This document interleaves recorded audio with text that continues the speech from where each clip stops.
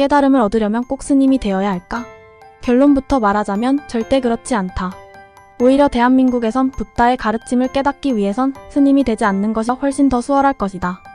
왜냐하면 대한민국 불교는 부처의 가르침을 왜곡한 건지 잘못 해석한 건지 모를 잘못된 해석으로 깨달음은 안드로 메다로 보내버리고 부처를 신격화하고 추앙하기에 여념이 없기 때문이다.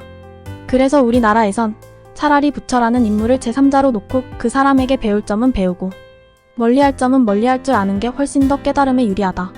그렇다면 여기서의 깨달음이란 무엇일까?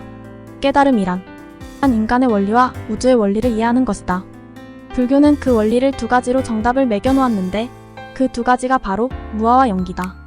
그리고 불교는 이 두 가지 정답이 왜 정답인지를 알아가는 과정인데, 무아는 말 그대로 나라는 실체는 없다라는 말이고, 영기는 모든 현상은 상호관계 속에서 성립되므로 독립, 자존적인 것은 하나도 없고 모든 원인과 조건이 서로 작용하여 결과가 나타난다는 사상이다.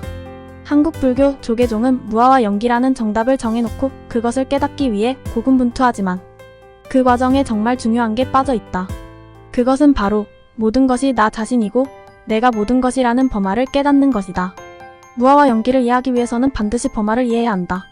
범화를 이해하지 않는 무아와 영기는 과정 없는 결론이고 시작 없는 끝이다. 불교를 흔히 허무주의라고 생각하는 이유가 바로 범화를 무시하고 무아만을 말하기 때문이다.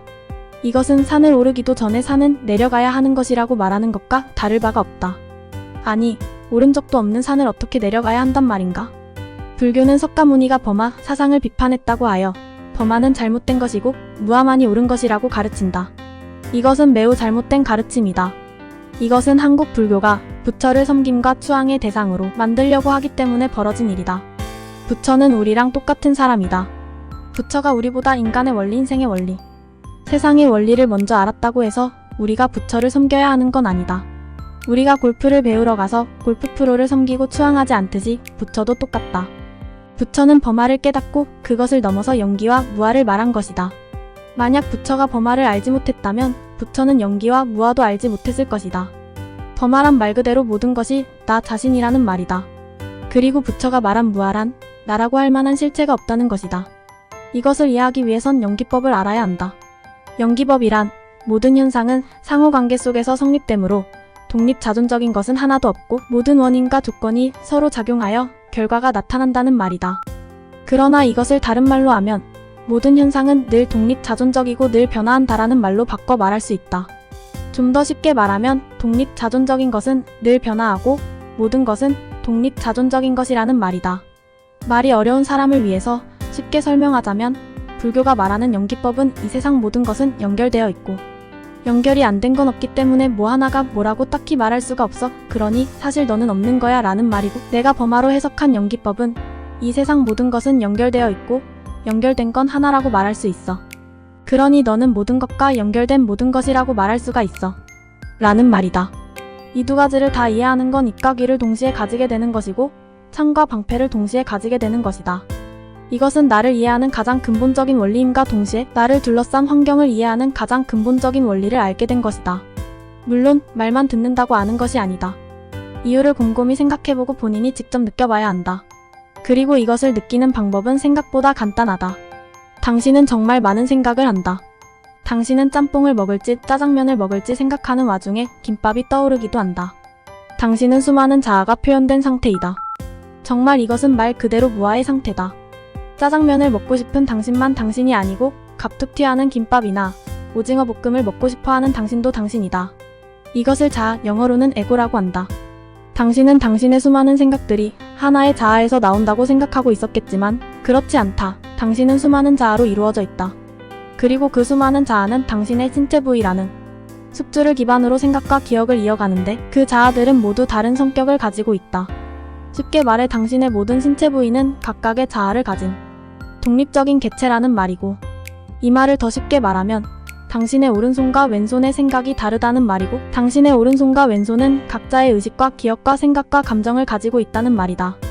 아마 생각이 뇌에서만 나온다고 생각하는 당신은 이 말은 쉽게 받아들여지지 않겠지만 당신은 살아있는 생명체 하나이면서 수십조 개의 세포로 이루어져 있고 그 각각의 세포는 살아있는 생명체다. 그리고 세포 하나는 수십만 개의 원자로 이루어져 있다. 당신은 그 원자 하나하나, 그 원자를 구성하는 입자의 최소 단위 전자까지도 각자의 의식과 감정, 그리고 생각과 기억이 있다는 사실을 알아야 한다. 지금 당신의 팔을 한번 바라보라.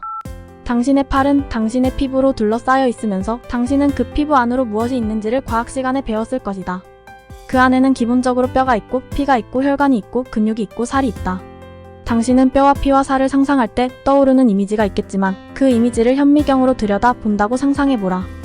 당신은 감히 그 뼈와 근육과 살을 어떤 하나로 규정하고 그것만이 뼈고 근육이고 살이라고 말할 수 있겠는가?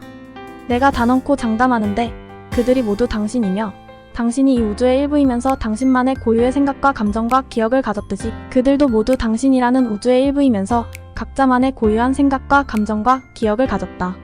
당신은 그들의 생각을 당신 자신의 생각이라고 느끼면서 살아가고 있었던 것이다. 당신의 자아라는 그 에고는 하나 두 개가 아니라는 것을 당신은 반드시 알아야 한다. 당신이라는 자아는 당신을 구성하는 원자의 수만큼이나 많은 자아로 이루어져 있다. 일단 당신은 이것을 알아야 한다. 내가 당신이라는 단수형 언어로 당신을 지칭하고 있지만 당신은 복수형으로 이것을 생각할 줄 알아야 한다는 말이다. 이러한 인식을 가지고 당신이 삶을 살아가는 것은 당신 자신의 내면을 이해하고 모든 것이 서로 연결되어 있음 외면에서 볼 수 있는 계기로 만들어줄 것이다.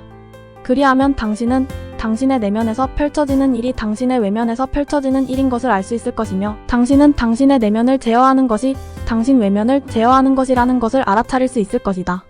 이렇게 되면 당신은 그 어떤 것도 탓할 수가 없다. 왜냐하면 당신에게 일어나는 모든 일은 당신 내면에서 일어나는 일이고 당신 내면에서 일어나는 일은 당신이 제어가 가능한 당신의 책임이기 때문이다.